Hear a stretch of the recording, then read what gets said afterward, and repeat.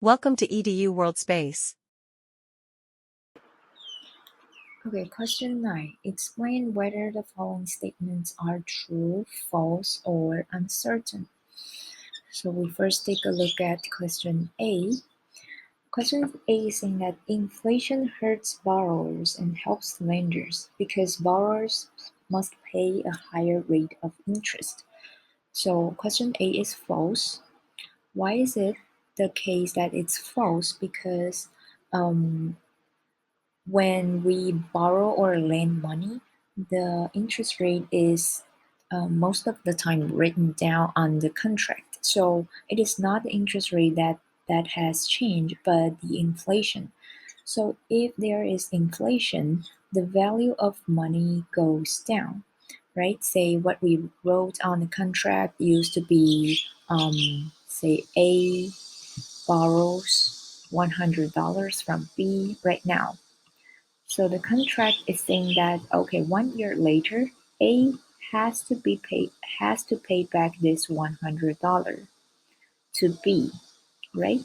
But if this $100 is a fixed amount, so if there is an inflation, this $100 is not as valuable as what it used to be in the past. So in this case, the borrower here, A is better off because although he's paying back this $100 bill, it is not that costly for him. And while on the other hand, B is worse off because the $100 bill he receives right now, due to inflation, he might not get as many goods as he can yesterday. So the statement A is false apparently. So question B is saying that if prices change in a way that leaves the overall price level unchanged, then no one is made better or worse off. I would say this B statement is uncertain.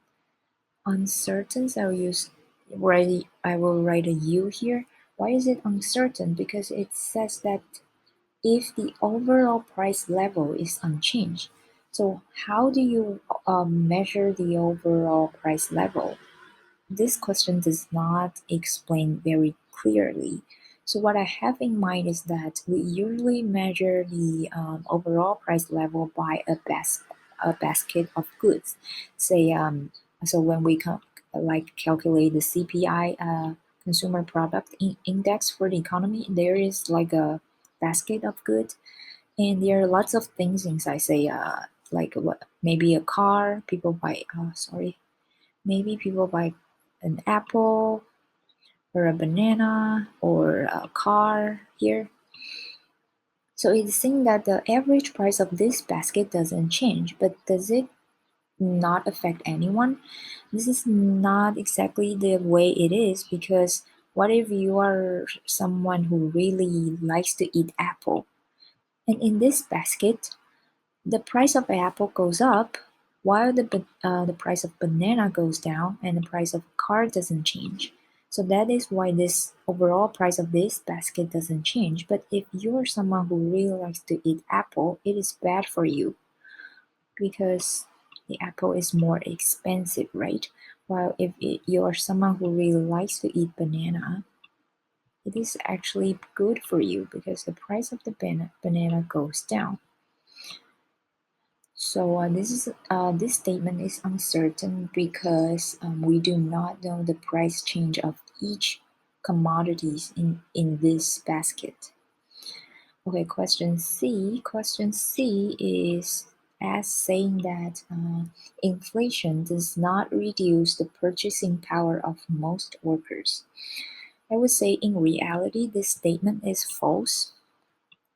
Why? Because inflation here, if we think of some inflation in the short run, say that today an apple is $100 and then tomorrow the apple is $110, it is actually going to affect the purchasing power of workers because their wage might not go up as quickly as the inflation.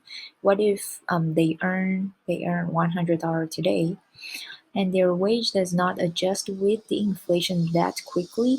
So he is earning, say, 100 or $1 tomorrow. This is a very tiny raise in his salary, but can he afford this expensive apple? No. So this inflation is actually going to affect workers because the wage does not adjust in the same speed as the inflation.